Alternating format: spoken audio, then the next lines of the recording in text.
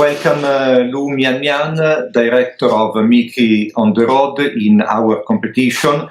It is your first feature film after working on short films, video and television. And then, first of all, I would like to ask to you something about the genesis of your film. Okay.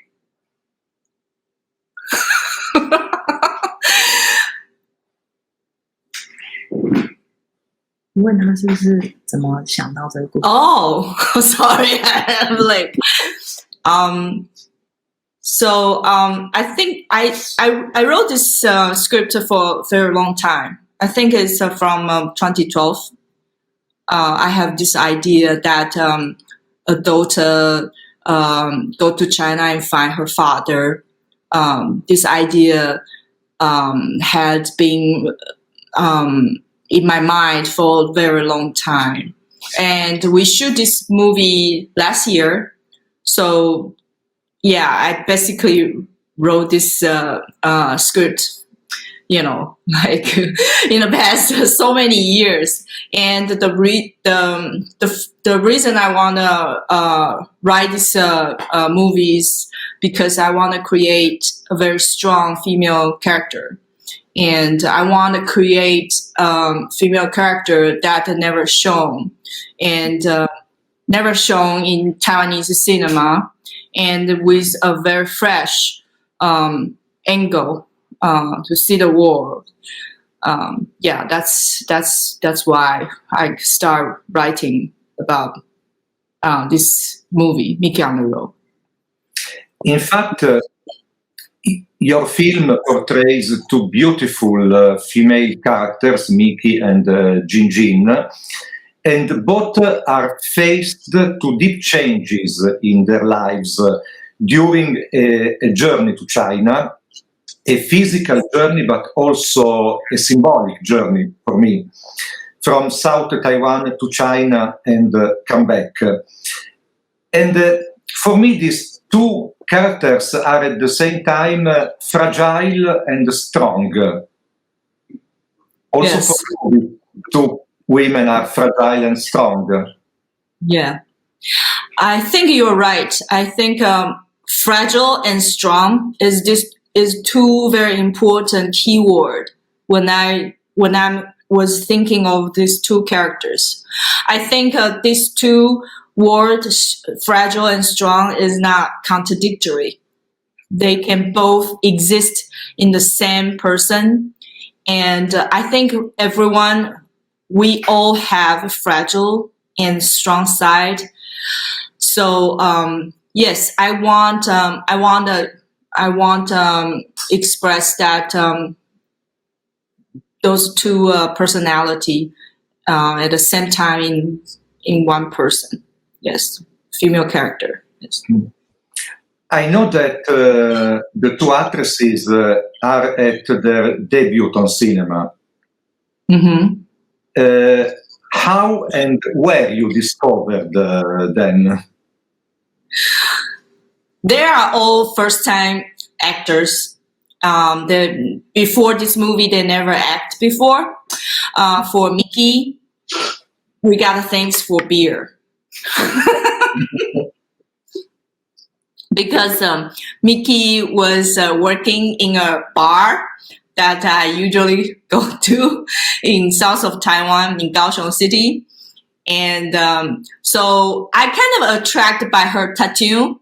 Her tattoo is real.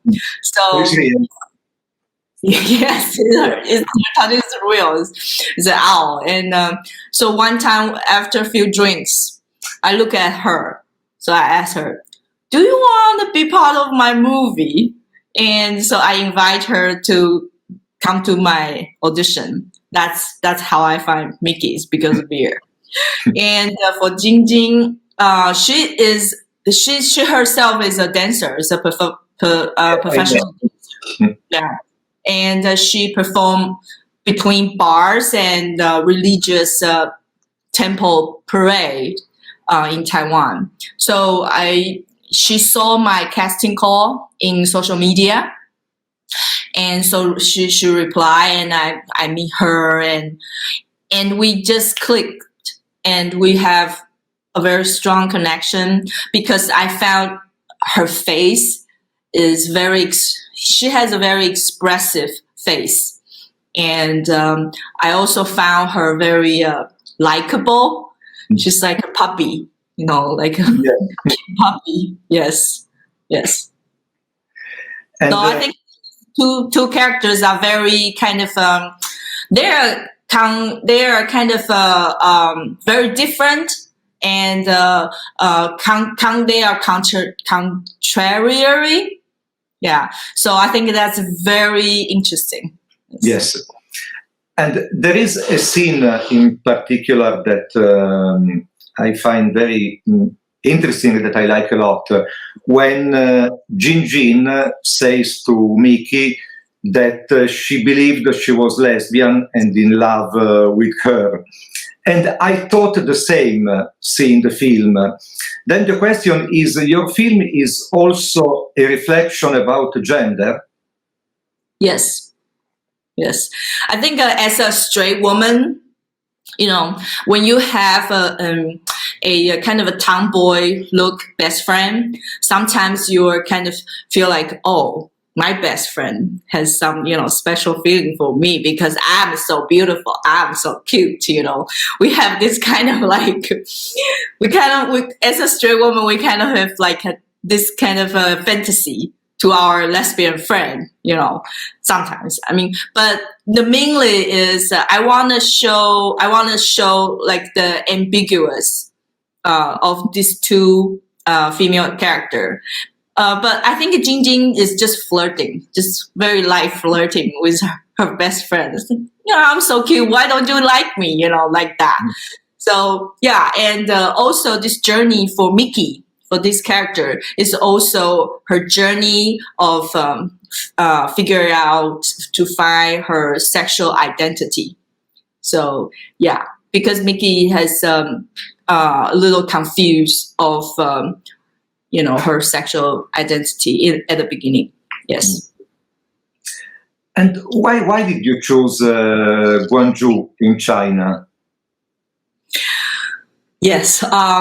Yeah.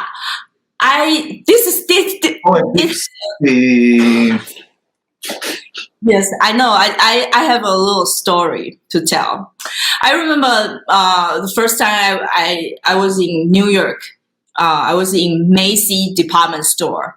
So I thought to myself, I'm in America, so I gotta get a T-shirt which made in America as my souvenir. So I was in Macy's department store. It's like mountains of clothes. I cannot find any T-shirt that made in America because everything is made in China. So I was like, okay. And then so I think Guangzhou is as a symbol, as a factory of the world. Yeah. So I think that in the past 10, 12, 20 years, the whole world, the major country is facing this strong economy power rising. I think the whole world is facing this fact. And I think Taiwan is on the front line to facing this superpower as a neighbor.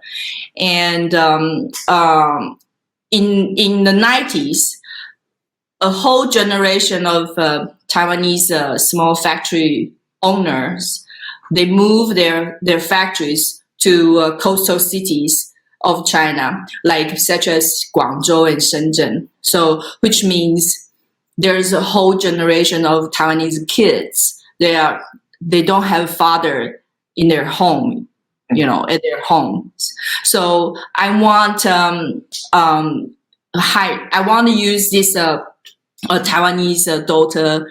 I want to use this story that is a Taiwanese daughter go to China and find their father to highlight the political conflict between China and Taiwan, because as you know, Taiwan is a democratic country, and China is a dictatorship. So I think as a Taiwanese, we have very strong feeling of it. Yeah. The film, your film, is full of colors. The frames remind to paintings in movement, and the camera creates a sort of constant dance in the spaces. Then I would like to know something about your way to shoot, because Mickey on the Road for me is really like a dance movie. Oh, really? Oh, thank you. I think my theater background play a very important role. I mean, my theater background is very important and very helpful for me to make this movie.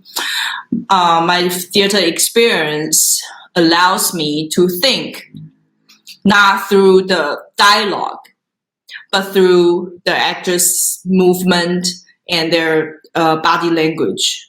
Mm-hmm. So I think this is, I guess this is why. I don't know. So I more like think of the space. Yeah, and I more think of the dynamic of the actress being in a space. Mm-hmm. Yeah. No, the body language, I think, is a perfect definition for the film. Thank you. Yes. When I saw the film, I had in mind the debut film of Tsai Ming-liang, Rebels of the Neon God, for a certain approach to nightlife or urban environment. Maybe this film was also for you a sort of reference, or you had other directors that you liked, and maybe you had in your mind for this film. You name Tsai Ming-liang. He's my favorite Taiwanese director, and yes, I think it's a compliment that you mentioned his film, his first film to my. Yeah. It's a big compliment. Thank you. He's my hero, actually, and yes, I love Tsai Ming-liang's movie. I follow his movie. I follow his movie.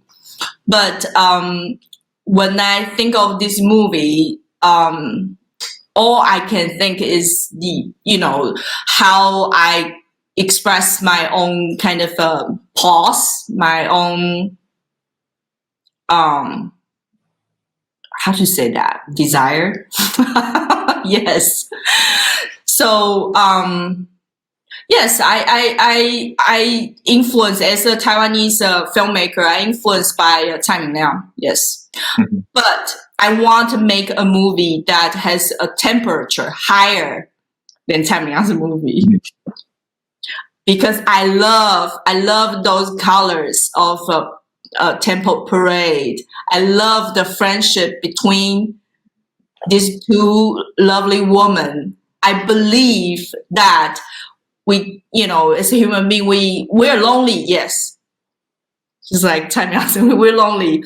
But as long as we, take care of each other in this shitty world, we can still find some warmth and we can still carry on, So thank you. Thank you. Thank you very much, Lu Mian Mian, and really good luck to your film. Thank you.